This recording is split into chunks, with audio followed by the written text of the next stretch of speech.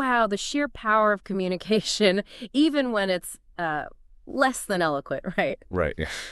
Today, we're tackling language itself. We've got some excerpts from a teaching methodology text as our guide. Sounds fascinating. And just to be clear, this isn't a crash course in becoming fluent in, like, Dothraki or anything. Okay, good, because that would be a lot to cover. Yeah, more about understanding how this whole language thing works, the hows and whys of us humans using it. Peeling back the layers on something we kind of take for granted. I like it. Exactly. And our source jumps right in with the big question, what is language really? I mean, it's words, sure, but there's got to be more to it. There is. It's a system. But the symbols, the meanings we give them, those are arbitrary, decided on by communities over time. Which is kind of mind-blowing when you think about it. So, like, there's nothing inherently chair-like about the word chair. We've just collectively agreed, yep, that sound, that's for the thing you sit on. Exactly. Now try explaining to someone who's never encountered English that flibbertigibbet means chair. I'm very lost. Right. Gibberish to them. But chair, in our shared understanding, it does the job. Which I guess begs the question, what's language F4R then? Communication, sure, getting our needs met, but it's got to go deeper. Way deeper. Think about how you'd use language to convince your friend to watch that movie you love. Or how you'd describe a feeling. Control, connection, even shaping how we think. Hold up, language influences thought. Come again. Right. This is where it gets really interesting. Ever notice learning a new language? When you start thinking in it, not just translating in your head, you actually feel more fluent. Yeah, actually, now that you mention it. It's like you're internalizing the patterns, the structures, making connections in your brain that wouldn't be there otherwise. Not just memorizing vocab, but like rewiring how you think. Exactly.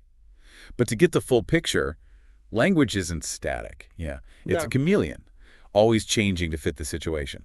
Like, I wouldn't wear, say, my comfy clothes to a business meeting the same way I wouldn't wear a business suit to relax at home. Perfect example. Different occasions, different ways of using language. We're talking dialects and registers now. Ah, dialects. And before anyone says it, the source is clear. It's not just about accents, yeah. Accent is the pronunciation part, dialect is vocabulary, grammar, the whole shebang. Exactly. And think about it, dialects aren't just regional. I mean, sure, someone from, say, Australia might say some things differently from someone in, I don't know, London. But then we have historical dialects, Shakespearean English versus how we speak now. Talk about a foreign language. I'd need subtitles for sure. Right? But it's not just time travel either, right? Social dialects, too, how certain ways of speaking can be associated with different groups or levels of education. Which is a whole other can of worms, right? Because from a purely linguistic standpoint, no dialect is inherently better or worse. They all serve a purpose. But in the real world... Totally. Judging someone's intelligence based on their accent, not cool. Yeah, not cool at all. But okay, even within one dialect, we shift how we speak depending on who we're talking to, where we are, right? Like, you wouldn't talk to your boss the same way you talk to your best friend. Hopefully. Exactly. Registers, it's like shifting gears depending on the situation. Yeah. Have you ever had to, like, consciously adjust your language to fit in? Oh, for sure. Once called my high school principal, dude. Let's just say I learned the importance of context real fast that day. But that's the point, yeah. It's less about perfect grammar, more about being appropriate. Got it. Communicative competence, using language effectively. And it's a skill we start developing crazy early. Which makes you wonder, how do babies go from 0 to fluent in what feels like the blink of an eye? They're like little language sponges. And they're doing it without formal lessons, right? Surrounded by adults who aren't exactly speaking in perfectly grammatically correct sentences all the time. True. I mean, think about it. Baby talk, anyone. But somehow they crack the code. The text talks about these stages, right? Cries to coos, then babbling. Oh, and telegraphic speech. It's adorable. They sound like they're sending a telegram. Want juice, go outside. And don't forget those overextensions. Every animal is a doggy, every man is da-da. Right, like they're figuring out the rules of the game as they go. Which, by the way, highlights how important play and interaction are. Parents aren't drilling flashcards, they're just living life with their kids. It's like they learn through osmosis. And speaking of learning, our source mentioned something kind of counterintuitive. Directly correcting a child's grammar often doesn't work. It's so true. Think about it. Have you ever learned a new skill just because someone told you the rules? Practice. Making mistakes. That's where the magic happens. That is fascinating. Which makes you wonder, if learning our first language is so intuitive, why is a second language like hitting a brick wall sometimes? That's where our first language, our native tongue, that's where its influence really comes into play. It's like our first language is the blueprint, right? And we Yeah. try to force those rules onto this new language, even if they don't quite fit. Exactly. Like imagine you grew up speaking a language where, I don't know, adjectives come after the noun, Hmm. and now you're learning English. Kind of flip that script. It can feel weird for a while. My brain would be doing backflips. Okay, so when it comes to actually learning that second language, the text mentions two main approaches. Yeah, so we've got classical conditioning on the one hand. Remember that Chukka crunch thing? Yeah. It's kind of like that. Repetition rewards, forming habits. So, like, every time I successfully order a coffee in, let's say, Spanish, I treat myself to a delicious churro. Eventually, my brain's going to be like, Spanish equals yummy treats, and I'll be more likely to keep practicing. You get it. Positive reinforcement for the win. But here's the thing, adults, we're not just relying on that. We've also got this capacity for what we call creative learning, using our reasoning skills, our ability to see patterns. So it's not just about mimicking like a parrot, it's about actively trying to understand the system, the why behind the what. Exactly. And that brings us to what might be the most, I don't know about you, but I find this part really interesting, the teaching methodologies. Oh yeah, let's dive into that. Because just like there's no one right way to like bake a cake. There's a whole smorgasbord of teaching styles out there. A smorgasbord, I like that. Each with its own, flavor. So what's on the menu? Hit us with some options. All right, let's start with a classic grammar translation. Picture it. Traditional classroom, lots of emphasis on written language, Yeah. dissecting those grammar rules. It's like dissecting a frog in biology class, but instead of a frog, it's a sentence. Exactly. Mm. And while it can be helpful, to understand how things work under the hood, it often gets criticized for not being super practical. Like you're not really out there speaking the language, using it in the wild. Right, because knowing all the grammar rules in the world won't help you actually order that croissant in Paris if you can't string a sentence together. So what's a more immersive option? Well, there's the direct method. Think of it like being thrown into the deep end of a pool, language-wise.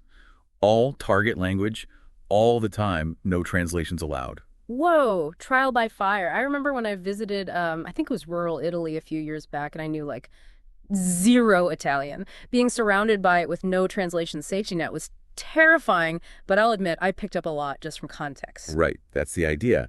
It can be really effective for fluency, although it can also be overwhelming for some. Now, on the other end of the spectrum, there's audiolingual. This one focuses heavily on repetition, habit formation. Remember those classical conditioning principles? Ah, like those old language learning tapes, right?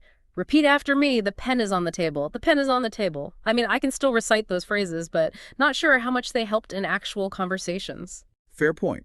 Different strokes for different folks, different methods work for different learners. But the point is, there are options. Lots of them. So how do we know which approach is the right fit, for our learning style or goals? That's the million-dollar question. And take some self-reflection, figuring out what works best for you. But regardless of the method, there are some fundamental principles, some bedrock ideas about teaching and learning languages that, kind of underpin everything. The text highlights a few, right? Selection and grading, repetition and practice, and context. Let's unpack those a bit. Absolutely. Starting with selection and grading. We can't learn everything about a language at once, right? Right. So teachers, they have to make choices about what to teach and in what order based on student needs, but also like how the language itself is structured. Like building a house. You wouldn't start with the roof before you have a foundation. Perfect analogy. A strong foundation is key. Now let's talk about repetition and practice. This one seems obvious, but there's more to it than just mindlessly drilling flashcards. Okay, I'm intrigued because I've definitely been guilty of the mindless flashcard drill in my day. What's the alternative? Right, we've all been there. But real repetition and practice, it means encountering the language in lots of different contexts, in ways that are meaningful, that make you think. So instead of just memorizing libro means book in Italian, I need to encounter it in different sentences, maybe even sing it in a catchy Italian song. Now you're getting it. It's about making those connections, having those aha moments. And finally, we have context, which, if you remember, we've been talking about all along.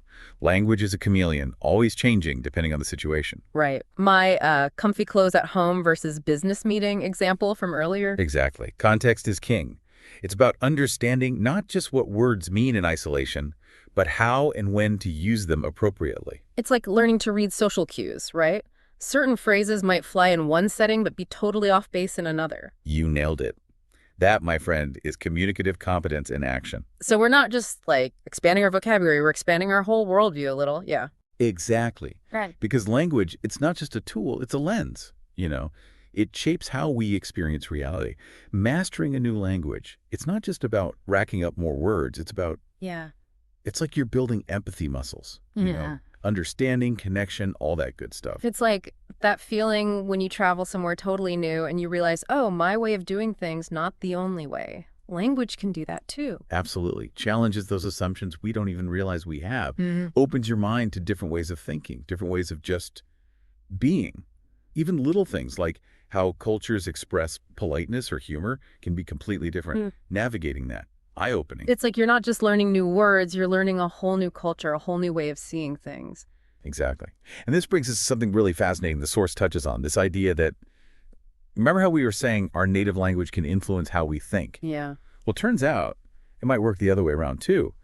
Learning a new language can actually change how we think, even in our native language. Oh, hold on.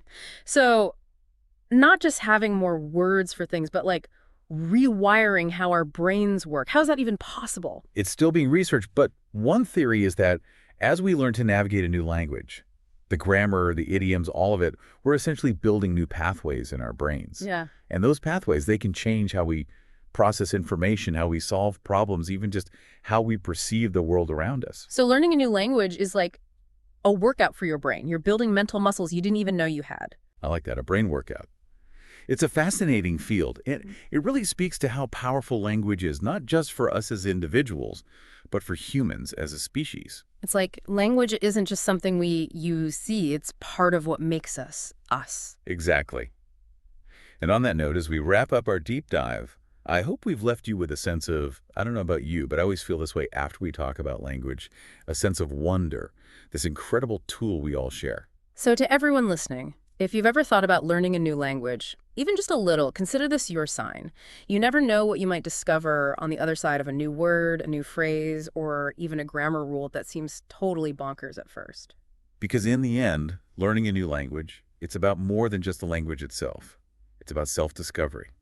And that's a journey worth taking.